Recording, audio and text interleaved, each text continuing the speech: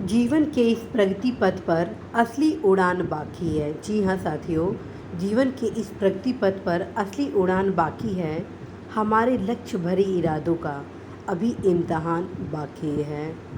अभी तो चल रही हूँ इस धरा पर, अभी तो चल रही हूँ इस धरा पर, अभी तो पूरा आसमान बाकी है, अभी तो पूरा आसमान बाकी है।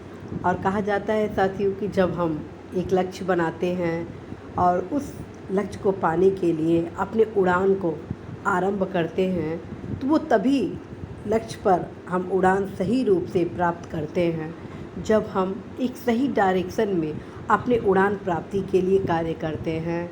और ख़ास बात है कि जब हम सतत रूप से अपने लक्ष्य पर चलने के लिए परिश्रम करते हैं, रणनीति बनाते हैं, तो जितनी भी चुनौतियां होती हैं वो दूर भी हो जाती है। तो साथियों, यदि आप भी कोई लक्ष्य बना रहे हैं और उस लक्ष्य प्राप्ति में आपको तमाम प्रकार की चुनौतियां दिख रही हैं, तो अवश्य ही उन चुनौतियों को दूर करने के लिए एक एक करके रणनीति बनाइए कि उन चुनौतियों को कैसे दूर किया जाए।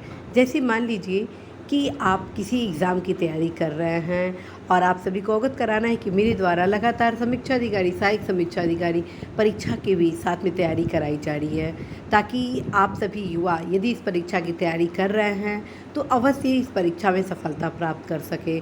तो लोग आते हैं इस परीक्षा के संबंध में ही कुछ एग्जाम्पल आप सभी को देने के लिए। तो साथियों, जैसे मान लीजिए कि आपको इस परीक्षा के संबंध में कुछ चुनौतियाँ मिल रही हैं। जैसे कि यदि आप इंग्लिश मीडियम के हैं तो आपको हिंदी में निबंध लिखना होगा मुख्य परीक्षा में, क्योंकि उसका विषय ही है हिंदी निबंध। तो कहीं ना कहीं लैंग्वेज के संबंध में आपको चुनौतियों का सामना यहाँ करना पड़ेगा।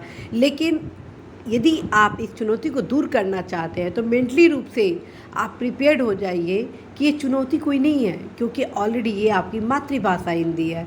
फिर चुनौती का कोई सवाल ही नहीं है। और रहा इसमें अधिकतम अंक प्राप्त करने का, तो आप हर वीकेंड पर अभ्यास करिए। निश्चित रूप से कुछ ही दिन बाद आप यह महसूस करेंगे कि सबसे बेहतर निबंध आप ही लिख रहे हैं। और इस प्रकार से आप इस चुनौती का न सिर्फ सामना करेंगे बल्कि इस चुनौती को दूर करते हुए अपने लक्ष्य की ओर आगे बढ़ेंगे। और यही प्रक्रिया साथियों अन्य जो चुनौतियां हैं उसको दूर करने के क्रम में आप सभी अपना सकते हैं। तो साथियों, आशा है, विश्वास है कि आप सभी अवश्य ही अपने लक्ष्य में प्रगति मार्ग पथ को निर्धारित करते हुए अवश्य ही परिश्रम करेंगे। और मैं फिर खुल के कहती हूँ, जो व्यक्ति लक्ष्य नहीं बनाता है वो व्यक्ति निष्क्रमण है। जी हाँ, जो व्यक्ति सफलता के लिए लक्ष्य नहीं बनाता है वो निष्क्रमण है।